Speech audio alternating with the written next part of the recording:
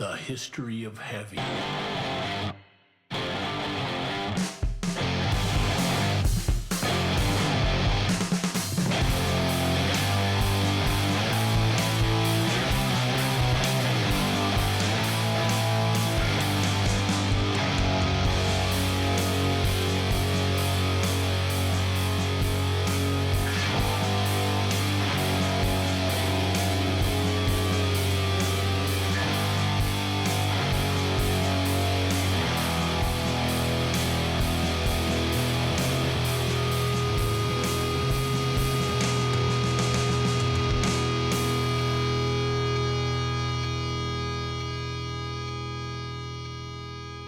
Hello and welcome to episode 15 of the History of Heavy podcast, the show that traces the chronology of heavy music across genres, song by song.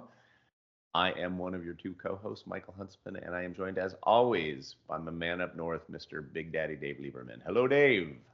At your service. How are you, my brother? I'm doing well. How are you? I'm good, man. I'm good. My background is a little different. It's going to continue to be a little different for the next few weeks. I'm in the middle of a move.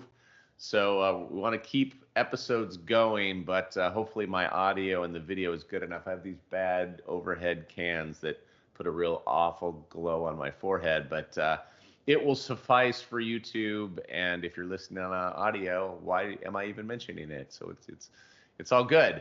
If you're listening on audio, what you need to know is Mike Huntsman is looking beautiful. He's just looking great right now. I really am. I haven't aged a day. And speaking of not aging today, we're just coming off the Beatles episode, which was kind of an epic one. That one felt like I don't know to call it a milestone, but a big conversation to have as we go into the remaining 120 some odd episodes or whatever they are. But now we're starting to get into some real genre stuff. Beginning tonight with King Crimson, and it should be an interesting conversation. But before we get into that, we must get into the year of 1969. This is technically the second song. I Want You, She's So Heavy by the Beatles last week was in 1969, but you used that cultural corner to talk about the Beatles specifically. This time, I assume we're going to get into 1969, the year and all of its happening. So Dave, take us into your cultural corner and tell us about the year. Dave's Control! So once again, we have a year full of music to discuss. So Cultural Corner is going to be split up between a few months that we talk about in each of the songs. I did spend the time talking about the Beatles and the history of the Beatles in that episode because it's significant enough. And I'm going to do the same thing for Led Zeppelin because they are significant enough to spend that time on. And it helps me spread out the cultural moments, many of which were, again, dominated by Vietnam War, airplane crashes, Kennedy's being killed. I don't mean Robert to laugh Kennedy's. at that, but yeah. No, but I mean, it's like, it's weird how through this lens, I've noticed the proximity of these events are happening very close to one another. In this year, Robert Kennedy's killer is convicted, but in another year, he was killed, and this is the trial. In any event, we're just going to touch on a couple of highlights of 1969's culture in this moment. February 8th, after 147 years, the last weekly issue of the Saturday Evening Post is published in the United States. The magazine is later briefly resurrected as a monthly magazine. February 9th, the Boeing 747 jumbo jet is flown for the first time, taking off from Boeing Airfield at Everett, Washington. Meanwhile, across the globe, a month later, March 2nd, in Toulouse, France, the first Concorde test flight is conducted. And then March 20th, John Lennon and Yoko Ono. You may recall John Lennon from our prior episode um, a little band from Liverpool called the Beatles. John Lennon and Yoko Ono are married at Gibraltar and proceed to their honeymoon bed-in for peace in Amsterdam, where they stay in bed for peace. April 7th, an RFC series begins with networking group RFC1 on ARPANET host software. What the hell does that mean? Well, I'm here to tell you. RFC is a publication in a series from the principal technical development and standard setting bodies for the internet, most prominently the Internet Engineering Task Force, and RFC is a request for comment. It's submitted either for peer review or to convey new concepts, information, or occasionally engineering humor. Engineers can be funny from time to time. I don't care what the product team says about it. Engineers can be funny. And the ARPANET is the Advanced Research Projects Agency Network. And that was the first wide area packet switched network with distributed control, and one of the first computer networks to implement the TCP/IP protocol suite. Both technologies became the technical foundation of the internet. The ARPANET was established by the Advanced Research Projects Agency, which is now DARPA, the U.S. U.S. Department of Defense. I spent some time on this specifically because we're talking about the song 21st Century Schizoid Man. And with the Boeing 747, the Concorde, the ARPANET turning into the internet, this is a big prelude to the 21st century that we're living now. So I thought it was interesting to bring that into the cultural corner. And we're going to leave the rest of the year for the rest of our song list, and we'll divide that up and get into that in future episodes. Okay, well, thank you. That's a great start to 1969 and after discussing the Beatles last week. The aforementioned 21st Century Schizoid Man was the first song on what many regard to be the first ever progressive rock album, that being In the Court of the Crimson King by London, England's King Crimson. That album was released on my very first birthday, October 10th, 1969, and reached number 5 on the UK charts. I guess my first birthday, but not my birthday. It was the most commercially successful of Crimson's albums and is considered by many to be the first true progressive rock album. It has been certified gold for more than 500,000 albums sold, and in 2015, Rolling Stone magazine placed it at number 2 on their list of greatest prog rock records of all time, just behind Pink Floyd's The Dark Side of the Moon. 21st Century Schizoid Man has been called the first ever alternative anthem, and is considered to be the band's signature song. Rolling Stone described it as a 7.5 minute statement of purpose, of rock power, jazz spontaneity, and classical precision harnessed in the service of a common aim, and an early example of heavy metal. Notably, 2 minutes into the song, there's an instrumental break that lasts for more than 3 minutes, and that break is titled Mirrors and is even listed in the song's title, which is actually 21st Century Schizoid Man featuring mirrors. That is essentially what makes the song, that mirror section of the song is essentially what makes the song a progressive rock song. The whole band in that section of the song is absolutely ripping, but in particular, Robert Fripp's guitar solo is absolutely amazing, and Ian McDonald's sax solo is absolutely jazzy. There is a lot of jazz going on in that section of the song, thanks to the saxophone. So that's where we're going to start with the conversation about Crimson and this song in particular. How, Dave, do you feel like 21st Century Schizoid Man fits into our chronology of heavy? I think it fits pretty well. This is yet another band that I never listened to, although I've known about them for as long as I've been listening to music. For some reason, I just never crossed paths with the actual music. Um, I would later become later than now.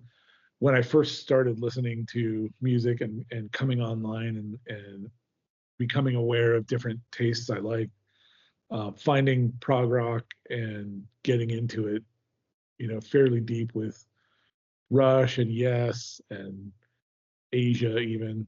Um, but there's plenty more where that came from, and I feel like I only dipped my toe in the prog rock waters. This song is important in our conversation for a couple of reasons. Number one, it's heavy. It's got a great heavy riff that, with different instrumentation, could easily be a Sabbath riff. And in fact, I feel like I hear a Sabbath song in the break, like dun, dun, dun. Yeah. Yeah. Hand of Doom is what it's recalling to me. Yep. But yeah, so this is heavy, and it's important to be in our conversation because it's heavy, and now we're branching again. Now we've got a prog rock branch. Yeah. So it's cool to see how this heaviness unites and spawns into its various branches. Yeah, for sure. Did you get into much progressive jazz, let's call it, like Headhunters or Weather Report or any of that kind of stuff? I did get into Chick Corea for a while, and was the band? It's escaping me now.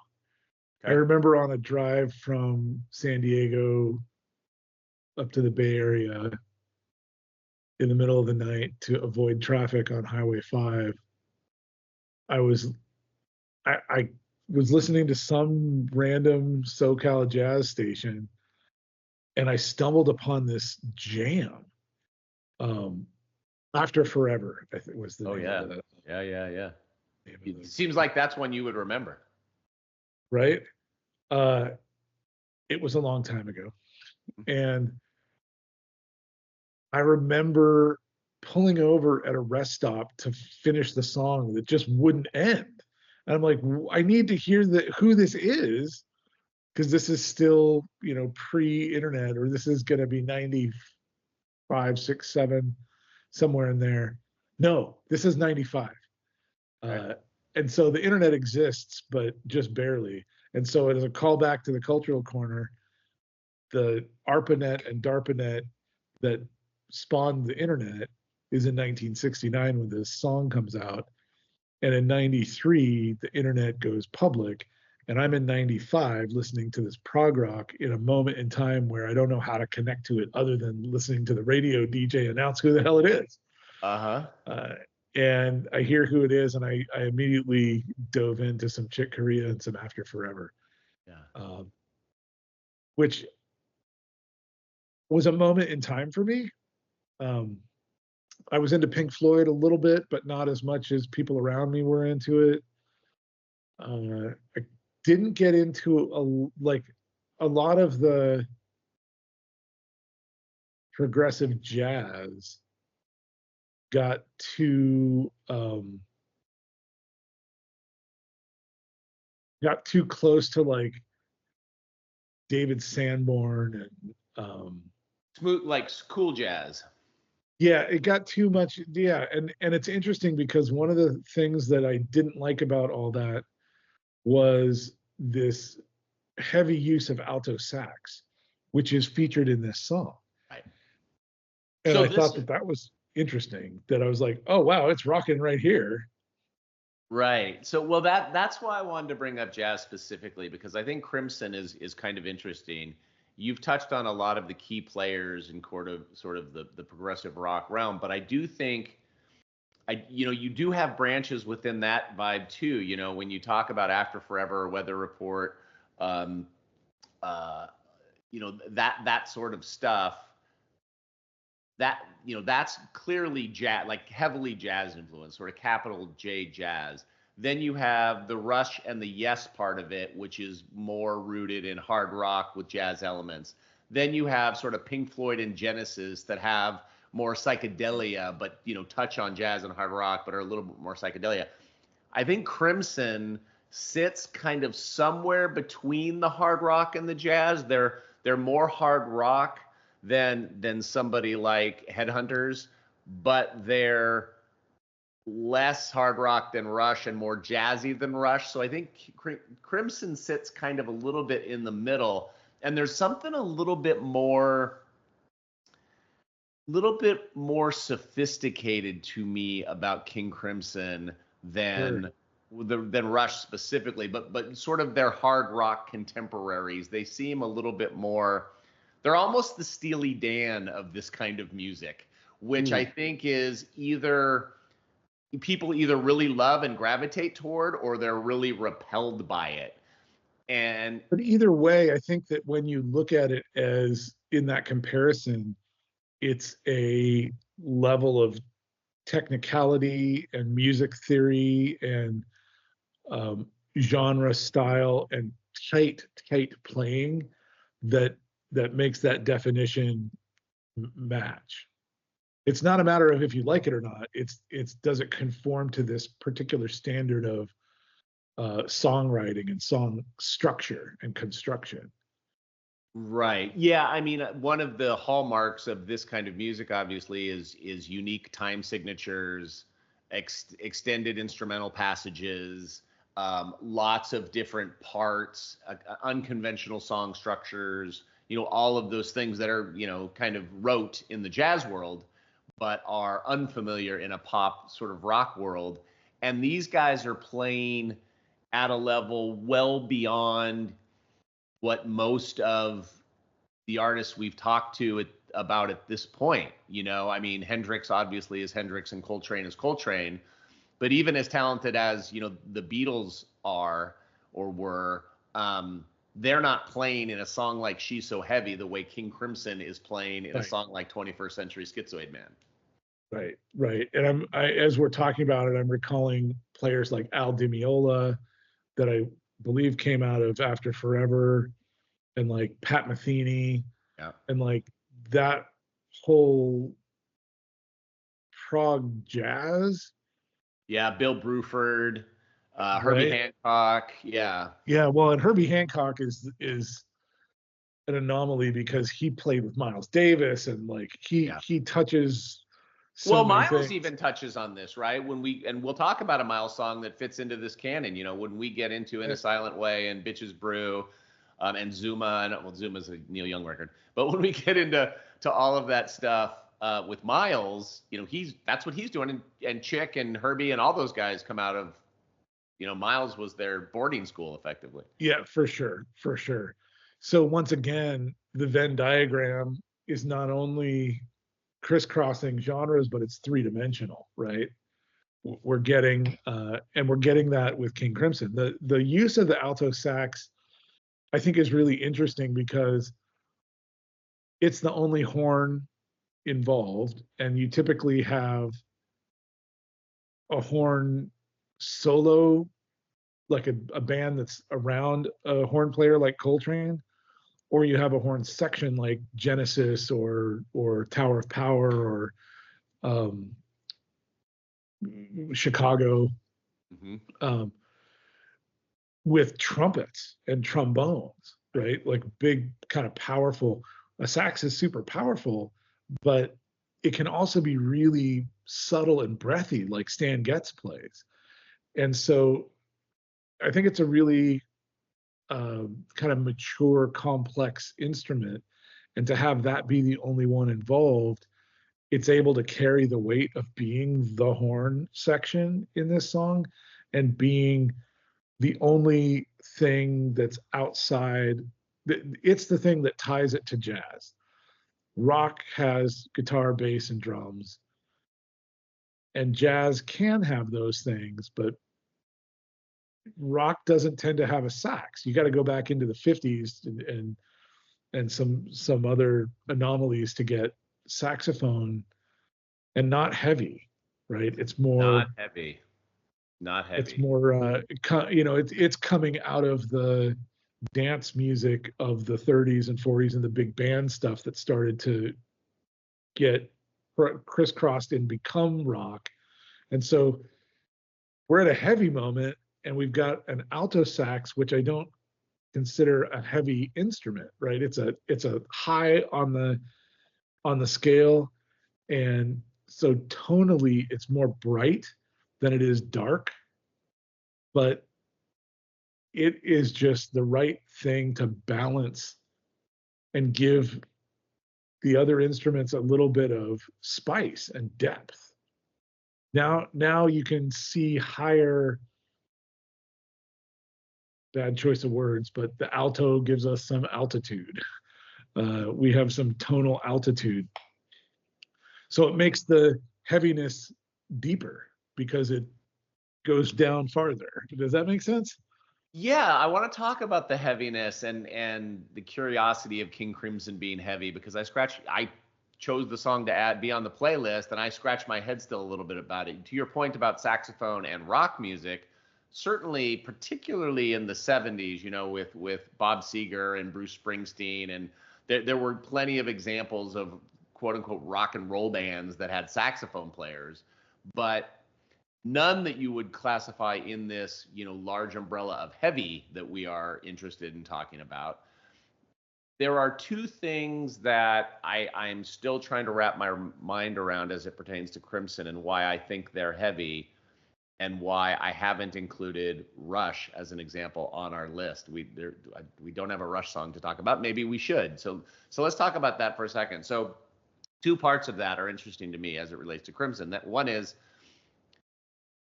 we talked specifically on our Cream episode about what talented players they are, but how simplified they play in Sunshine of Your Love. That keeps it heavy. The simplicity is kind of what makes it heavy. The simplicity of I Want You, She's So Heavy makes it heavy. Inagata Devita, most of the songs we have talked about on this show. So 21st century Schizoid Man is anything but simple. It's very complicated and very busy. So how does that play into this? And then the second part is, back to the Rush thing. We think about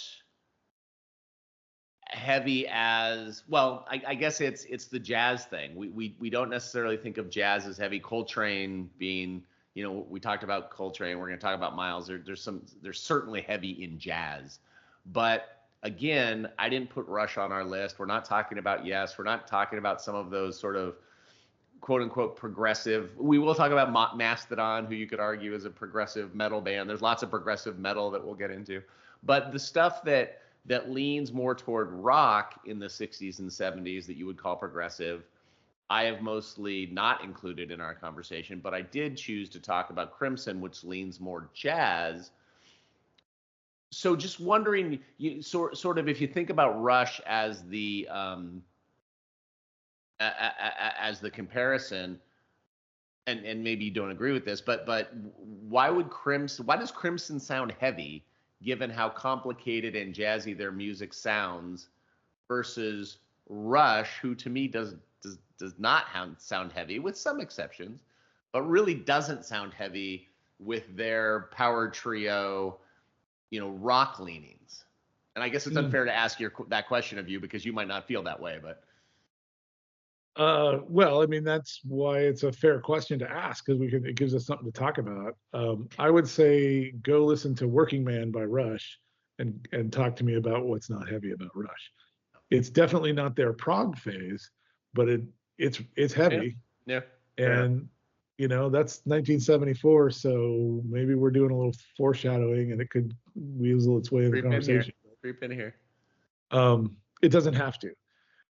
The conversation that we're having is about the history and the development and the kind of evolution of heavy. And there's elements of this song that qualify, and it brings us it brings it into the conversation so that we can discuss it.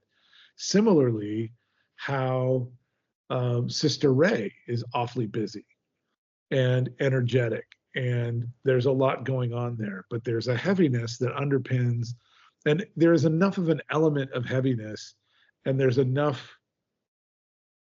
spark to bring it into this fire. And we're still talking about the early phase of this evolution. So things aren't fully defined as heavy yet. Elements are heavy. So that's why this song belongs in the conversation, and it's fair game for the conversation, and there's enough about it. And that gives us an excuse to wax poetic about the other stuff that's there that is also legit and interesting to know that those dimensions, those layers are being laid on those are laid on the roadmap for what will become heavy so that we can get to Mastodon. I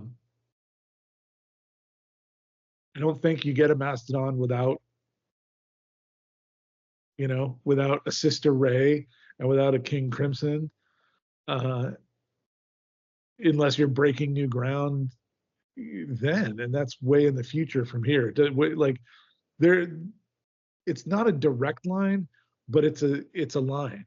Like you can connect it. It's just it's not a straight line, but it's a direct line. That's what I mean. Does this song sound dated to you?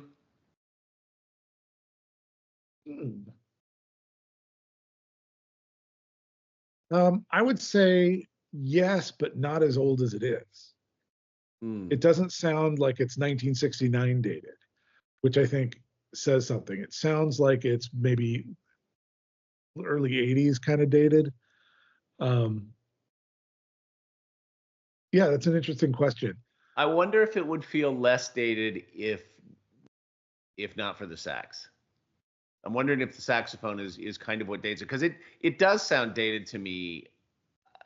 I've known this song for a long time, but it's always sounded. We talked about when we talked about the Beatles, and in large part thanks to George Martin, how well that song and most of their music holds up. You've talked a lot about the nostalgia that the Beatles make you feel for the 60s.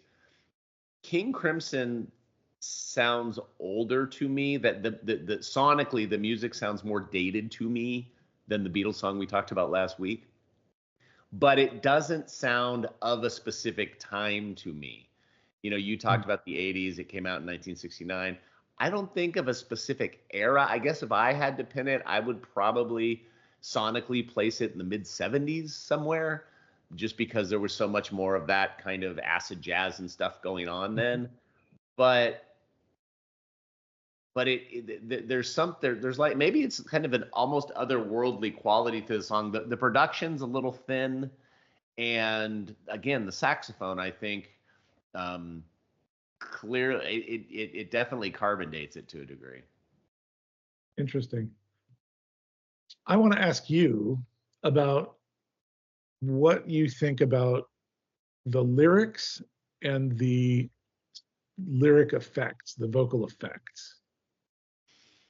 Well, the lyrics are kind of, famously, might not be the right word, but for lack of a better one, are about Vietnam. Somehow, yes. Right. I don't know if I would decipher that if I didn't know that. Yeah. Maybe at the time, maybe at the time it was a little bit more obvious. I like the lyrics. There is one line that says "innocents raped with napalm fire."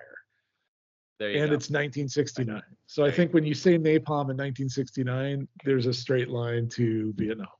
Yeah, and we talked about when we talked about Fire by Arthur Brown, how the lyrics are really essential to making the song heavy, that the song isn't sonically heavy, but the stage presence and the lyrics were important to that. I think it holds true here too.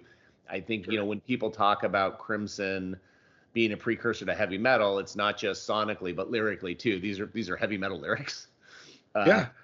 One thing I really like, just from a kind of song writing perspective. I like how sparse the lyrics are. Like Very sparse. really sparse, and they still evoke a ton of imagery. They're really effective.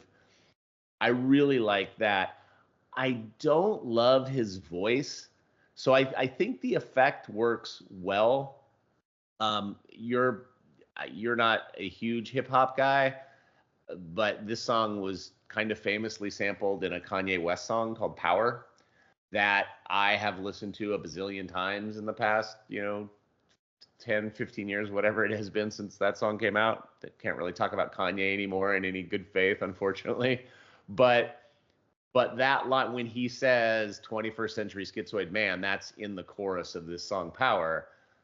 And I hear that every time. For as many times as I've heard the actual Crimson song, I've heard the Kanye song probably 20 more times than that.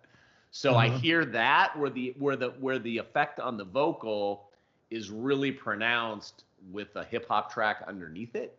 In this song, in the actual song, I actually wish the vocal was a little bit deep, like more of a baritone vocal. It's pretty slight, or not slight, but thin. Tinny. Yeah, tinny. Yeah, that's a good word for it. But the whole package I think is great. It took me you talked about hearing about Crimson and never, we all have those bands that we've known our whole life, and then finally we're like, I got to check this band out. We all have them. And Crimson was one for me for a long time, and whenever it was many years ago now, I finally checked them out. I was honestly a little disappointed when I first heard In the Court of the Crimson King, because I'm like, this is the album that everybody's making such a big deal about, and this is probably 25 years ago now, but it just kind of hit me in this way of like, I don't get it, and I discarded it for a long time. Yeah, it's not at the point that I was getting into it, I digested every form of progressive and alternative and heavy and math rock and every version of complicated music that in large part King's Crimson inspired. But then you hear the source and it's like, well, these guys are good players, but this doesn't sound like this big bombastic thing. But from that perspective, even though it does sound of a time to me, I think the record's aged incredibly well. Like, I definitely have loved it more and more and more with time than I did the first time I ever heard it. What's your relationship with Frank Zappa? I love Frank Zappa. Well, we do have a Frank Zappa song that we will be talking about. I sort of love Frank Zappa, who as a personality, as a talent, as a musician, the whole thing. He's got my vote. Yeah, he's incredible. His discography, I think any true fan will tell you, is real spotty. Like some of it's incredible. Hot Rats is obviously amazing, and Joe's Garage is amazing. He's got great records in his catalog, but he's also got some stuff that's pretty impenetrable, and some stuff that's just kind of he's fucking Frank Zappa. But I mean, we can save that for that conversation, but I felt like there was, like, I heard like a tame Frank Zappa song here. That's interesting. Like I could get a very short trip from here to Frank Zappa. I can't say I've ever really thought about that, but absolutely agree. I think the thing Zappa has that I can't think of any off the top of my head, but every band, every group we've talked about as progressive tonight, whether it's progressive jazz, progressive rock, psychedelic, whatever, every single one of those other bands is stone cold dead serious. And Frank Zappa had an amazing sense of humor. And I think that's one of the biggest things that separate, incredibly smart, one of the best musicians who ever lived, insanely talented, and fucking hilarious. Rush. Yeah, and I mean, yes, Genesis, Pink Floyd, King Crimson, none of those guys have an ounce of humor in them. Yeah. Well, and like any of these, and I've seen so many of these Frank Zappa clips on YouTube Shorts and Instagram where he's serious as a heart attack. Like, he's talking some deep, political, social, religious stuff straight as an arrow.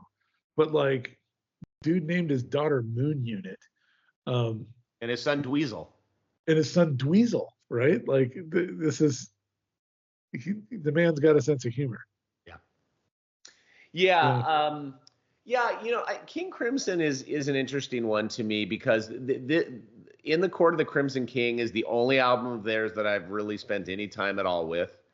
I listen to it really sporadically, but enjoy it when I do. They are when compiling songs for us to talk about on this podcast, they were an in from the very beginning. I think they're a really important cog in this machine, and I do really like them. They're just they're sort of kind of time and place music to me. Like I have to be in the right mood, I have to be in the right place, sort of thing, which isn't true of all of the artists we talk about on this show. No, that's true for Frank Zappa. For me, it's not something that I put on a playlist. Right. Right. Yeah, and they've also had a huge cast, right? There's a ton of people who have played with them at some point. Yep. And for being around as long as they have, they don't have a huge discography. Respectable for sure, but like 69 was a long time ago. Yeah, it's true. It's true. So is this the first time you've ever heard the song, or is it just not something you've listened to much? First time I ever heard it. So given what I just said about, my expectation leading up to Crimson, having heard about them your whole life but never listened to them, what was your initial reaction to the song? It's interesting that you described this album as underwhelming because I had the same reaction. I'm like, this is King Crimson? This is the King Crimson? Maybe I had it. Maybe I was thinking of King Diamond. Like, is there another King? Maybe I'm thinking of Super Diamond. Like, where am I going here? And so I had to listen to it a few times before it kind of like, and as I often have to do with this project, I have to put myself in 1969.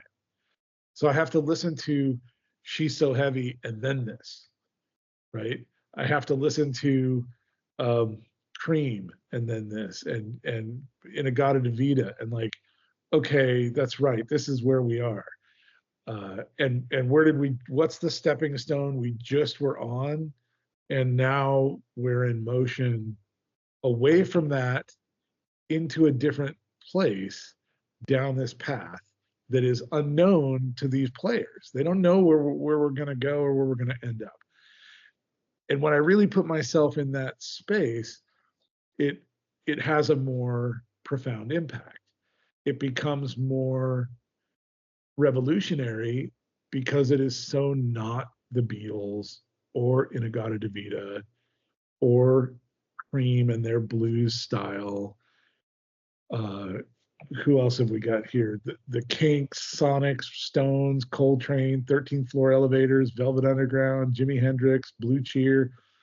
It's not those, but it just stepped off that stepping stone and has some of that mud on its boots, right? It's still related, it's connected, and you can feel the connective tissue, but this is new.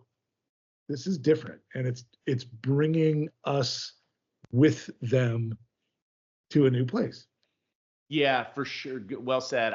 This song is a real clear indication that we are now in the era of the LP, because a band like this playing this kind of music is not in it for the hit single, right? They are taking people on a ride and all about the long form and all about the album and the whole experience. I mean, the Beatles certainly were as well, but most of the songs we've talked about so far were sort of, pop rock hits kind of thing. Yep. And released as singles. And, this was too, but, at 7.5 minutes with a 3-minute instrumental break, this wasn't exactly screaming to be played at the sock hop. And to your point about the LP era, an album, we made this point before, this is a time when albums were, there was an architecture to an album, and this is the album opener. Like you open the door into this band, into this room with this album, with this song. And that's not insignificant either. They're not going for the pop charts, they're going for the art. We have something to say. This is how we're going to say it. And if it connects with you, you're in our tribe. But this isn't like, please connect with us. Right. The other thing, it feels like it feels very adult. You know, we've Oh, talked yeah. a lot about the teenager in our early Yes. episodes, and with the exception, really, the Beatles and this song are really being played for adults, which Yes. has not been the case up until really 1969, at least in the songs we've been talking about. That's very true. And I'm glad you brought that in, because one of the things that one of the words that I felt described this was earnest. Like this is, Very earnest. it just feels like this is sincere, earnest, intentional, architectural music. The song structure is really complex, but they're tight. There's a looseness to the soloing part, but it's tightly bookended. It flows. Uh, it's really, it takes a lot of talent and a certain mind to build a song like this. Sunshine of Your Love, there's something to it, but it's emotion, right? And it's Yeah. a less is more kind of a thing, where it's just down to the bare bones and you feel it. But this song, and what a defining characteristic I think of prog rock is, as you feel it, you think about it, and it's making you think about it, and It's it's art. making you. It is art, It's art. Yeah, it's but art. it's happening as much in your head as it is in your emotional, in your gut. For sure. For sure. Yeah. Yeah, and results may vary when you walk in that. Specifically with music, I think results may vary because music is so innately emotional.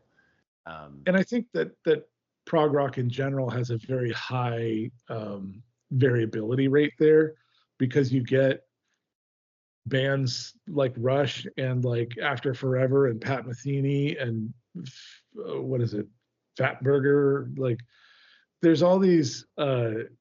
It went all over the place. Weather Report, Yep. and so you kind of step into this very squishy, undefined genre that's almost defined by its lack of definition. It's just sort of corralled by this intentionality, talent, very high talent, and a lot of structural elements. There's a lot of composition and a lot of theory that's happening in here. And so it's like a musician's music, like I remember watching an Anthony Bourdain, and I may have mentioned this on this podcast in the past. This has come up in conversation before, so forgive me, audience, if you've heard this one. But there's this Anthony Bourdain episode where he meets with these other chefs at this like somebody's table. It's this like underground restaurant at like 1 a.m, and they're having a sheep's head, and they're like all agog about this sheep's head. And I'm like, there's a point when you've had the truffle fries to death, and you've had the delicacy of delicacies, and it's just not interesting anymore. And it can be good. It's just not new and not interesting. And so this sheep's head, he was all into it. And it's like, wow, that's pretty extreme for me. But like I haven't reached that point, right? And a lot of this music, prog rock, is like the sheep's head of music, where other instrumentalists are hearing texture and depth and music theory and scales and juxtapositions and progressions and time signatures that I'm not privy to. I know that they're there, I just don't know how to digest them. And so it's interesting because I know that some of that is here, but I can still digest this. Yeah, look, there's a difference between enjoyment and appreciation. And Yes. when those two things cross is kind of the pinnacle. And if to trace your analogy, if prog rock is the sheep's head, then punk rock, which will happen, I mean, as early as the Stooges and the MC5, but really the punk rock explosion of the late 70s is the reaction to the sheep's head. So punk rock becomes the cheeseburger, right? We want to go back to the cheeseburger. We've got a little while to get to punk rock. We will talk kind of about sheep's head next week, not exactly, but kind of a form of a sheep's head. We will get into that in a minute. But first, we have to talk about song v song. Every week we pick, we talk about last week's champion and put it up against this week's song. Dave and I both hold the same current champion. That is the aforementioned Beatles. I Want You, She's So Heavy. Dave, how did King Crimson fare for you in the fight against 21st Century Schizoid? What man? Definitely interesting, new flavor. I'm interested in it, but the Beatles is my cheeseburger. I'm keeping it. Yeah, I think the Beatles is a good example of that collision, right? The sort of appreciation and the emotional reaction that I described. So for me too, I mean that the Beatles is going to be tough to beat. So both of us hold the same champion. We will take that song into next week, where we will get into the rock gods themselves. We will be dazed and confused with Led Zeppelin next week. So that should be a very fun conversation. But that's it for this episode. We went a little bit long, but probably applicable for King Crimson. So thanks for listening. And Dave, as always, that was a fun conversation. Stay heavy, everyone. Always a pleasure. Okay, thank you. Bye.